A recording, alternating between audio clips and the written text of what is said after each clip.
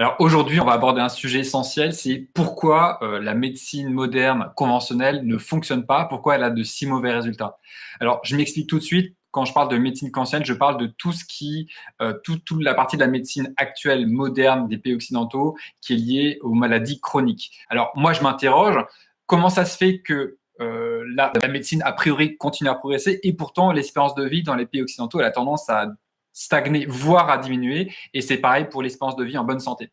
En France, l'espérance de vie, on pourrait se dire, ah bah, elle est bonne, hein, c'est 80 ans pour les hommes, 85 ans pour les femmes à peu près. L'espérance de vie en bonne santé, beaucoup moins bonne pour le coup, elle est de 62 ans, 63 ans, bref. Donc 20 ans en gros où on n'est pas en super bonne santé sur la fin. Bon, voilà, on ne parle pas trop de ça parce que c'est un sujet qui dérange. Bref, mais en tout cas, l'espérance de vie en bonne santé n'est pas si bonne que ça et même, on pourrait se dire, bah, tiens, si la santé progresse, si la médecine progresse, alors que l'espérance de vie en bonne santé ne progresse pas, c'est peut-être qu'il y a un problème. Effectivement, j'imagine, et tu vas me dire sous la vidéo, que tu es sans doute passé par des maladies, peut-être pendant ton enfance, ou ça dépend quel âge tu as, ou à l'âge adulte, et tu as pu t'apercevoir que bah, tu prends parfois des médicaments, et en fait, ça résout pas le problème, ou bien ça le résout temporairement et ça revient plus tard. Et tout simplement parce que l'approche conventionnelle de la médecine, eh bien, elle n'est pas bonne.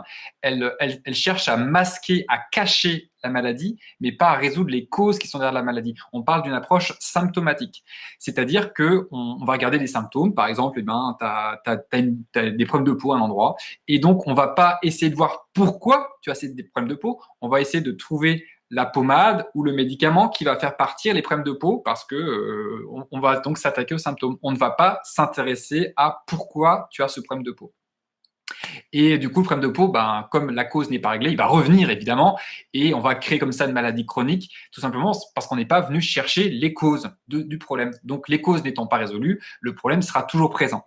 Moi, dans mon enfance, par exemple, donc j'ai oublié de dire, tiens, je m'appelle Jérémy Mercier, je suis coach en santé naturelle et j'aide les gens à être en bonne santé et de façon naturelle le plus possible.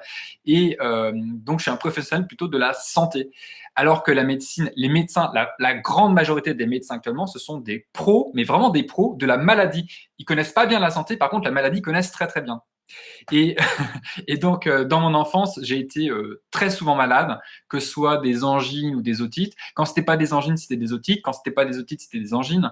Du coup, eh ben, pour s'attaquer à ce problème-là, les médecins qui ont conseillé mes parents, c'était ben, on va commencer par faire une ablation des végétations. Donc, j'ai eu une opération des végétations. Ensuite, on a retiré mes amygdales, comme si les amygdales étaient la cause. Pas du tout, c'est pas la cause du problème. C'est la sentinelle d'alarme, ça dit il y a un problème. Et nous, on retire le voyant qui dit qu'il y a un problème. On résout pas le problème, mais on retire le voyant qui dit qu'il y a un problème. Truc complètement débile, mais hyper classique, qui se fait encore de nos jours en 2018 quand même. Hein. Enfin, on en est encore à ça aujourd'hui.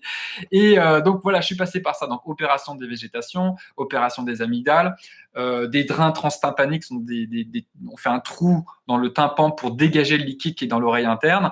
Donc on élimine ça.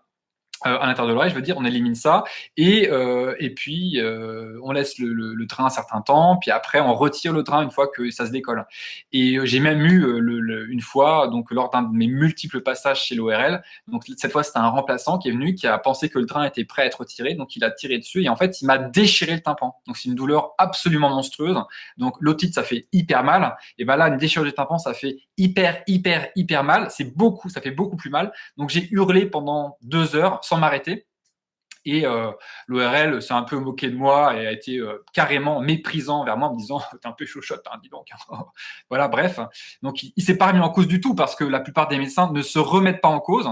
Donc c'était forcément moi qui étais chochotte. En fait, il m'avait donc déchiré le tympan puisqu'il s'est quand même interrogé. Voilà, il a rappelé mes parents quelques heures après le rendez-vous. Ah, il pleure encore. Ah, bah peut-être que je lui ai arraché un bout de tympan. Donc, bah, ça sera peut-être intéressant quand même de faire une opération en urgence ce soir. Donc, amenez-le à l'hôpital. Bon, il ira pas à l'école demain. Donc, ce soir, je lui fais une opération en urgence et puis on recolle le morceau de tympan que j'ai déchiré. C'est pas grave, hein. Voilà, il n'y a pas de souci. Et puis, pendant 6 mois, il ne mettra pas la tête sous l'eau. Voilà, hein. Voilà, bah, c'est tout. Pas de pardon, pas d'excuses, rien du tout. C'est un petit con de chochotte et, et voilà, c'est de sa faute si je lui ai arraché le tympan. Enfin bref, c'est limite ça. Hein. Donc voilà ce que j'ai vécu en gros pendant mon enfance. et donc des traitements antibiotiques en permanence qui n'ont jamais résolu le problème. Hein. On était toujours entre des otites et des angines, des otites et des angines, le tympan toujours inflammé, du liquide toujours dans l'oreille, enfin bref, l'horreur. Et j'ai découvert beaucoup plus tard, hein, il y a une douzaine d'années, donc vers 23 ans, vers 22 ans, mes problèmes. Et en fait, c'était probablement lié au fait que mon corps ne tolérait pas correctement les produits laitiers. Et je faisais comme tout le monde et j'étais sûr que les produits laitiers, c'était indispensable pour être en bonne santé. Donc j'en mangeais. Et en fait, quand j'ai arrêté d'en manger, ça s'est beaucoup mieux passé. Et ça sera le sujet d'autres vidéos d'ailleurs. Et donc voilà, c'est comme ça qu'on peut tourner en rond en permanence. Et c'est un peu comme si vous alliez chez un garagiste et le garagiste, vous lui amenez votre voiture, vous dites ah il y a un voyant rouge qui s'allume, je pense qu'il faut faire quelque chose, est-ce que vous pouvez m'aider? Et votre garagiste, vous l'imaginez, il est en train de prendre sa caisse à outils, puis il démonte le tableau de bord, puis il retire le voyant rouge et dit voilà c'est réglé, il n'y a plus de voyant rouge, il n'y a plus de problème.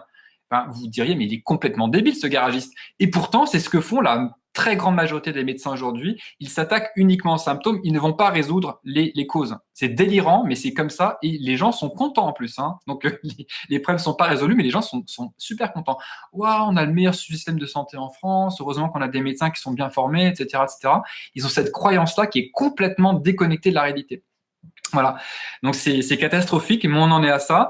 Et c'est comme ça aussi que la plupart des gens, quand ils font un cancer, eh bien, on va retirer la tumeur, on va faire de la chirurgie, après on va faire une chimio, après on va faire des rayons, etc., etc. Et puis on leur dit voilà, vous êtes guéris, voilà, tout va bien, on a retiré le cancer, il n'y a plus rien, il faudra suivre des traitements pour éviter que ça revienne, etc. Puis après, 10 ans après, récidive, et puis oh là là, comment ça se fait? Pourtant j'ai fait tous les traitements, je comprends pas, etc. Donc récidive, puis après ça métastase. Et puis après, les gens meurent. Et puis voilà, et tout le monde se satisfait de ça. Pourquoi ça revient le cancer? En fait, parce que c'est jamais parti. Les causes du cancer ne sont pas parties, donc elles sont toujours présentes. Donc ça refait les mêmes conséquences, les mêmes causes génèrent les mêmes conséquences. Donc on a le même problème qui n'a jamais été résolu en fait. C'est juste qu'on a eu un petit temps de sursis.